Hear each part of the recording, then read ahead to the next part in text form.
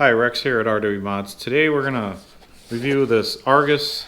This is the AG21 RTR start box engine. So this is the 21. I did a review on the 28. We're going to see what the differences are between this 28 and 21.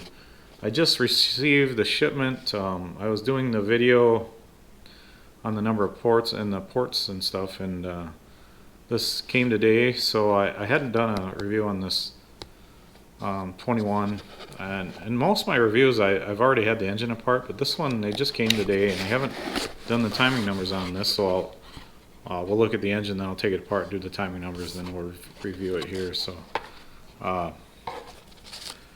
we just have an exploded view, part numbers on it. Just comes in the box in the baggie, so there's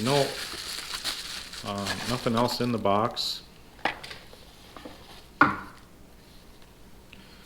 So there it is. It does look a lot similar to the 28 I reviewed. Same block, head, everything. You know, probably visually, if it didn't say 21, you probably couldn't even tell the difference between the 21 and 28. It does not come with a carb restrictor, but the carb does accept them. So I don't know if I touched with that on the 28 or not. So I mean, it's a decent looking engine for the money. I'd have to look at my site, but these are between 120 130.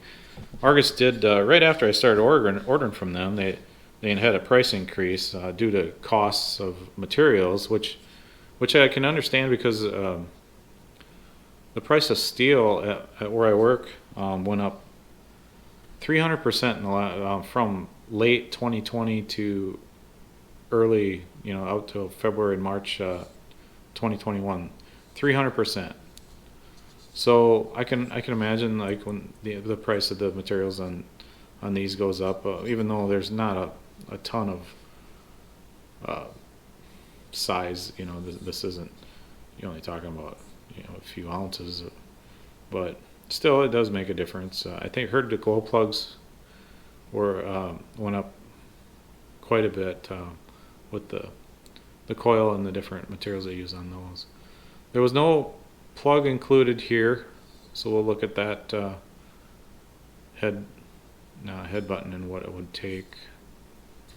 So I'll take it apart and we'll look inside. I guess since I got this order in too, this is the 28. I reviewed the pull start version, but all the engines are pretty much the same, the 21s and 28s, except for these are 5-port, just like in the review. But I thought I'd give you guys a little look at the roto start. So the 21 and 28 are both available in a pull start, roto start, and bump start. So this is the bump start version. I did a review of the pull start version, and this is the roto start. So it can be started from the end or from the side here. I think it's a pretty quality thing. I don't really want to take that off there right now, but I think everything's pretty quality. The gears inside there and stuff, the one-way bearings and stuff. So I've never really been much of a pull start or roto start guy. I had a pull start T-Max many years ago, and I do not like pull starts. The bump box is the way to go. If anyone has problems with a pull start or roto start, I say get a bump box. I'm being a racer and stuff, that's kind of my take, but I know there is some vehicles it's harder to get something to bump an engine, and some monster trucks and stuff. So I just thought I'd show that, what it looks like and everything. From what I've seen, they work pretty well. So okay, so we have this Argus 21 apart. Looking at the block, pretty similar block to what you'll find throughout all the Argus Alpha range of engines. Steel bearing, of course, in there. Looks like a double sealed front bearing, so that's a good thing, keeps some dirt out. I did notice the carb pinch bolt fell out. One thing on the RTR engine, looks like they didn't put O-rings on there. That keeps dirt out. from, you know, you could have dirt suck in there, go in there, and then go down. It is kind of unlikely because the car, there is an O-ring down in there that seals also. So you have on the carb you have the O-ring here, and when you anytime you put a carb in tight, you want to put it pushed down tight when you when you're pinching. If I could talk here, when you're tightening the pinch bolt, you want to make sure you're pushing down because that tightens that seal there. But with the seal down in there, some engines don't have that. It's not too likely dirt could get in through there, but that is a pretty typical O-ring. Probably Novarossi or Alpha Argus would work if you happen to pick up something like that. But I wouldn't worry about it. You could put a little dab of silicone on the outside. I get a lot of engines in for rebuilding with a little dab of silicone on each side there. That could work too. Oh, the piston and sleeve actually surprised me. If you look at this, it looks pretty familiar. I think this is the same sleeve as the K3s, the Evo 2 and the K3. Looks like the timing of them was pretty much the same, because that's kind of a neat surprise. I expected something cheap with the sleeve, but not. That looks like the same sleeve. And if you're a manufacturer and you say you have a 3-port, a 5-port, a 7-port, one with a bigger exhaust port, you know, that's all the different part numbers you have to carry. And with this one, if you just have them all the same, it's much easier. You only have to make one sleeve, really, you know, or piston or whatever. Piston does have a couple bypass holes cut in it. Looks like the same quality piston wise as their race engines. You kind of notice a little bit of a kind of almost like a grain to the material, and that's actually a good thing because it's a little bit of silica in there, I believe. In the 1-to-1 engines I've built with the hyper-eutectic pistons, they call them, there's a little silica in there. It makes it harder, less prone to expansion too. It does have that funky rod that the 28, so it's flat on one side. So it's flat on one side, and then it has the bevels. And if it's as strong as a regular rod, it doesn't really matter. But I do kind of, that's one thing I do kind of worry about on this is, you know, if you're spinning at 45,000 RPM, what would happen to this? I'm not sure. You know, I think it would be fine. Maybe I should run one myself, or, you know, if that was my only hesitation with modifying the 28 was, especially a 28. The piston's bigger on a 28, and it's more weight going up and down, and it is harder on the rod. With the 21, it should be just fine. But I found it a little peculiar because this rod can't really be any cheaper to manufacture than the racing rods. But maybe this one's stronger. I don't really know. It does have a large cross section there, where most rods have a bevel on both sides, where this one has it only on one side. I don't know if it's stronger. It doesn't look bad, but it just being different like that, I do kind of wonder, you know, if it's stronger or not stronger, or, you know, the weak link in this engine. I don't really know. So for RTR purposes, not modified.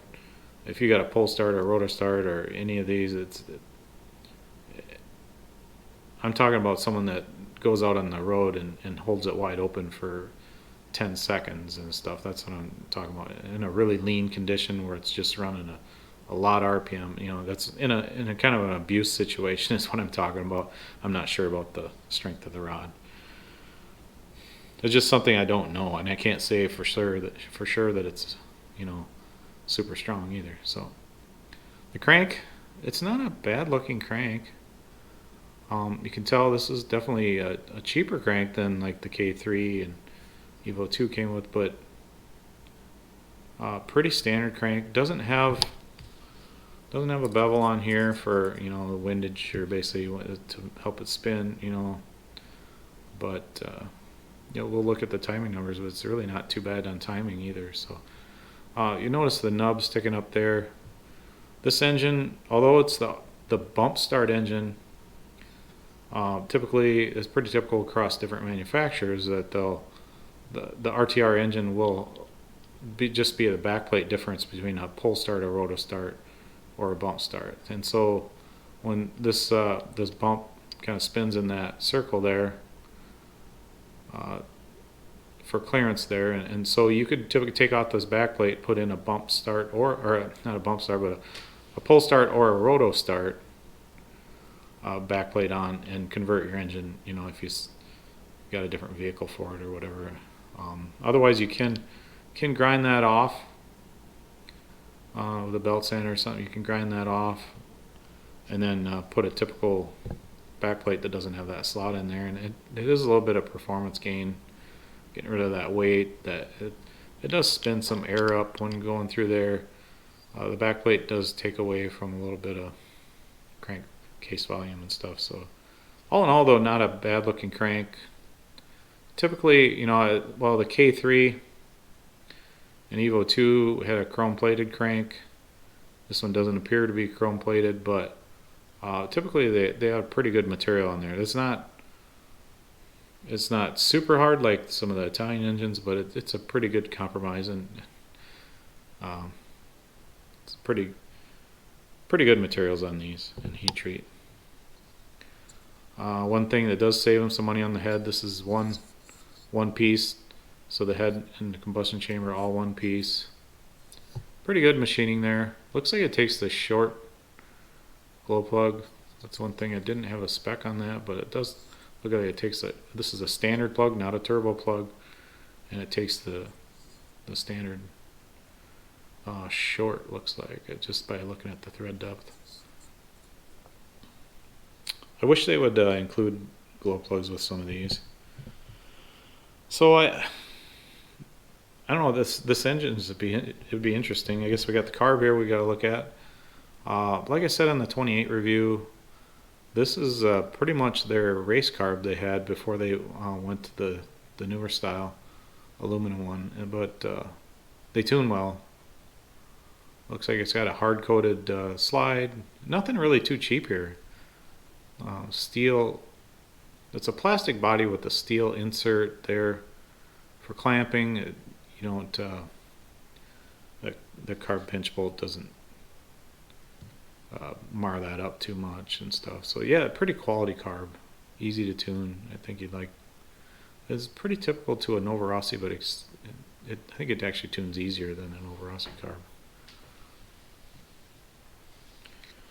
So yeah, I was pretty surprised at it being kind of basically a race sleeve in this thing. So I'll get into the timing numbers. So the Argus 21 RTR, it's the same bore and stroke as the race engines, the K3 Evo 2 and the K3 and stuff. So 16.28 bore, 16.7 stroke. Blowdown's 41. Like I said, the sleeve looked timing wise, the sleeve looked the same as the K3 and Evo 2, but with this crank, the crank opening isn't this crank not being the same as the K3 is where the difference is in the power. Mainly was this, and the crank opening is not opening and closing. If you were to cut these down and stuff, you could get the similar numbers. So but these are all around are not bad numbers. Now the blowdown is right there where it should be. Induction open 139, induction closed 57 for a total 197, which isn't too bad. There's $300 engines that have around this timing, so these aren't terrible numbers. So this thing out of the box, just the way it sits, it's kind of too bad it has a standard plug, but basically this engine, if you're a good driver, would be competitive with some good engines. Like it's not going to be a slouch on the track.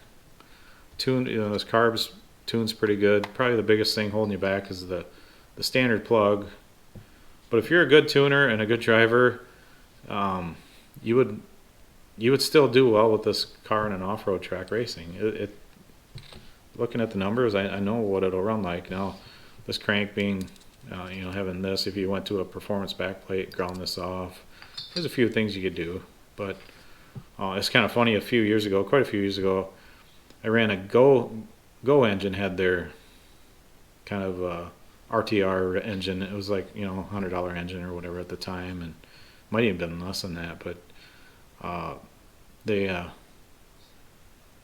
I modified one up, and we had an intermediate class then, and so I was kind of at the top, top 3, top 5 in that intermediate class. I think I know I got second in the points once. I might have won the points another time, but so I was kind of at the top of that, and I didn't want anyone complaining about me having better equipment than them and stuff. And so I ran basically an RTR, kind of a similar engine to this. It wasn't the same, but a similar engine to this. Actually, this one's got a little more of a performance sleeve than the one I was running. So I just ran a modified $100 engine in that, and it's actually kind of fun having, if you can go beat someone that's got a $300 or $400 engine, with your $100 engine, is kind of neat. So the interesting part on this probably is this rod. Is I just don't know. This rod, they've made it for quite a few years. I sold some 28s, 5 years ago or whatever, that had that same rod, and no one told me that, hey, it only lasted 2 gallons or whatever, so it must be good. Alpha's had the same rod for quite a few years, and that I think a similar engine to this. I don't know if it came with a pull start, bump start, or whatever, but the JQ RTR engine was basically a 21, just like this. It was an Alpha brand 21, just like this, and I think guys like that engine. It was, kind of a racy engine for an RTR. So I did notice it looked like there was a little bit of dirt in here and stuff, but this is just some the porosity in the casting. So the casting, just some voids in the casting, and so it's not gonna leak or hurt anything. It's not dirty, so it's a cast, and there's some porosity or something there. It's not gonna hurt anything. But initially looking at it, I thought it had a little dirt on it. But so yeah, kind of interesting that it's got basically the same sleeve. So I mean, basically, if you were to modify this crank, it would run pretty close to the race engines they sell. So you can always change out the head and head button. A standard head button and head would bolt on this just like anything else, or if you had an old one that you blew up or something too. So that's it on this Argus 21 RTR. I got the order today. Like I said, that's what this was in. I got an order. This one I just bought an extra one because I hadn't done a review on the 21. So if you ordered engines on the March order from Argus from me, I'll be shipping those out soon. And the April, I think I changed the date on it. The April 6th, I believe, I'm ordering. So the shop's gonna be closed from April 10th to 20th, and I need to get the order in for the Argus engines before that. So I think I got down the 6th on the website. So if you want to order one of these, all the K3 Evo 2, there's a GT engine in there and stuff. This did take like 2 weeks once they shipped it to come from Taiwan. So the race engines are supposed to be ready on the mid-April. They had a shortage of cranks, I believe. I don't know if it was a source of the materials, or if it, just they got behind or something. But April 15th, they're supposed to have the cranks done and be able to ship engines around mid-April. So we're looking at getting that order in towards the end of April or early May. So I know it's kind of getting late for some of the guys racing in the country, but I just thought I'd order some engines for you guys. I don't really want to stock 50 engines. It kind of gets to be a hassle, and then towards the end of summer you still got 20 engines you need to unload and all that. It's just a hassle. I've been really busy modifying and rebuilding engines, so just thought I'd do it this way, and I just ordered a couple extra to sell, you know, and stuff. So that's it for today. Thanks for watching. Thanks for liking and subscribing and everything, and thank you.